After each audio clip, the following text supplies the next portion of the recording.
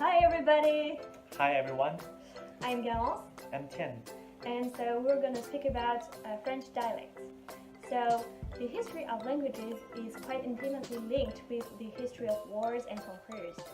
It shows the diversity in Europe, and diversity is like one of the symbols of the European Union. So languages are also proof of the cultural diversity and cultural mixity that took place and still takes place in Europe. As we couldn't talk about like every dialect and every languages in Europe, we choose to focus on French dialects. So here and now we're gonna talk to you about 4 French dialects and give you a brief historical background and also cultural background. The first language we are going to introduce is the Alsacien.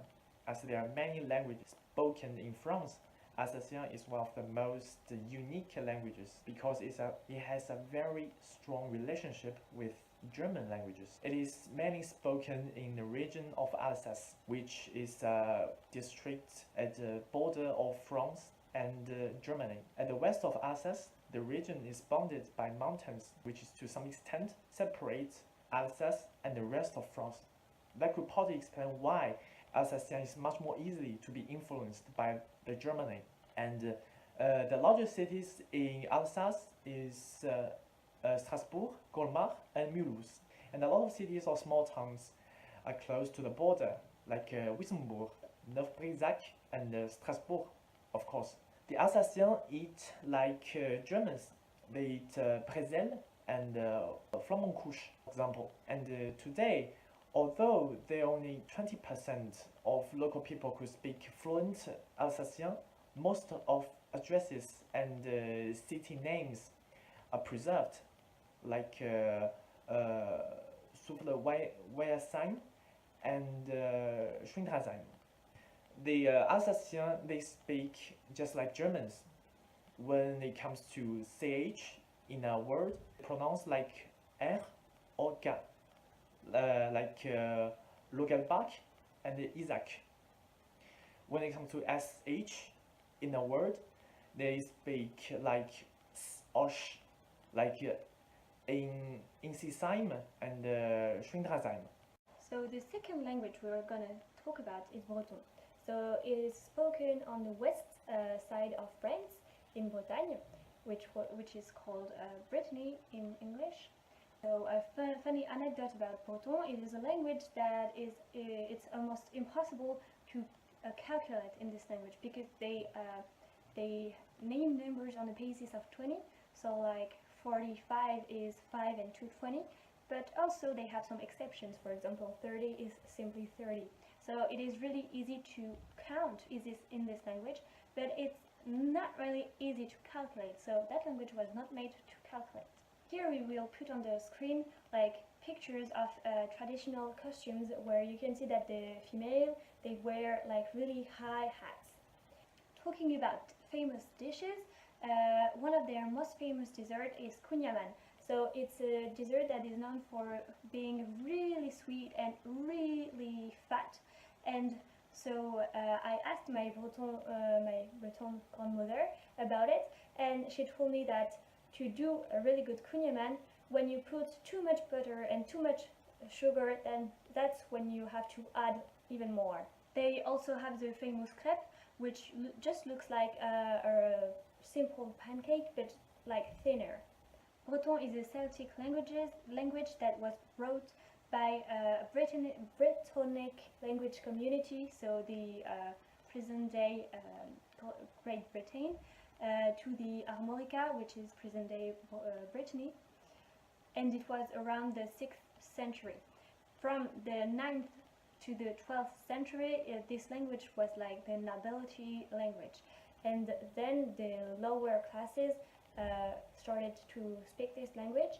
And after the 15th century, Breton adopted French, so they were speaking more and more French. And this language is still close to the Cornish language and a little bit close to the Welsh language, which are spoken in Great Britain. Then we are continued to Catalan. Catalan is a member of the Occitano-Romance branch of the Roman language families, along with Spanish, Portuguese, Italian, French, and Romanian. Nowadays, there are about 10 million people speaking Catalan at a native level.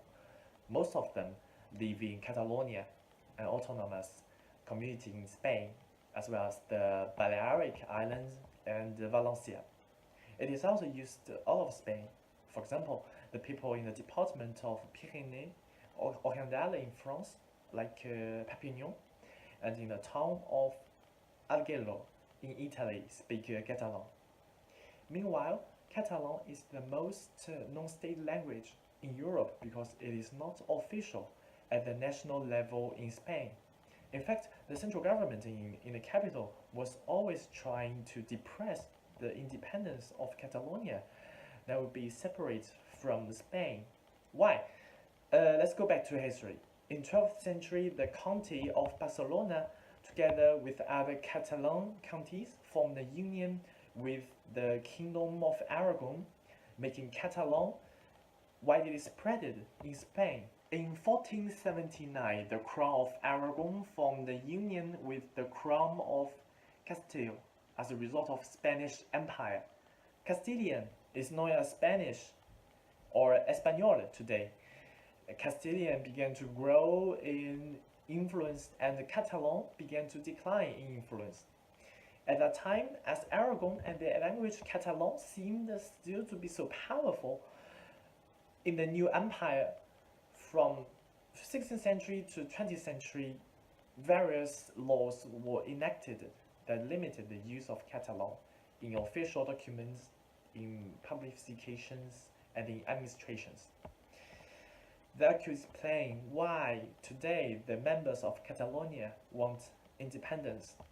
Things changed in 1975 when Catalan has been made co-official with Spanish in Catalonia, Valencia, and the Balearic Islands. When it comes to the greetings in the day, people in Catalonia usually say bon dia for good morning and bona tarda for good evening, while Spanish prefer to say buenos dias for good morning and buenas tardes for good afternoon. And the food, the Catalonia has many delicious food like escalivada, that is roasted veggies, romesco, that is toasted nuts, crema catalana. that is crème brûlée. So the first language we're going to talk about is Basque. So Basque is a language that is spoken on the south of France, on the west side, and it's common between Spain and France. As an anecdote, this language has remained unmoved for 1,000 years. So you could speak with someone for like 1,000 years ago and that person would still be able to understand you. Here on the screen you have a picture of a traditional costume for men, and as you can see it's mainly white and red. As famous dishes they have the piperade, and it's like eggs cooked with tomatoes, onions and chili, so a little bit spicy. And they also have the axoa de veau, which is like beef meat instead of eggs in the same recipe as piperade, so with tomatoes, chilies and onions. And the meat has to be cooked for at least an hour so that it is tender.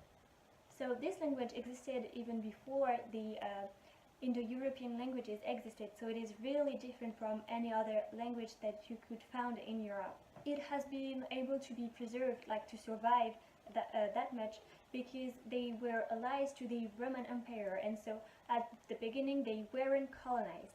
And then just before the Roman Empire was defeated, when the Goths arrived to defeat them, that's what prevented them from being colonized by the Roman at the end. That's why the language has remained unmoved that much. Of course, they borrowed some words to Indo-European languages along the years, but what makes the language unique is that the syntax has never been touched. Talking about those languages is a form of duty of remembrance.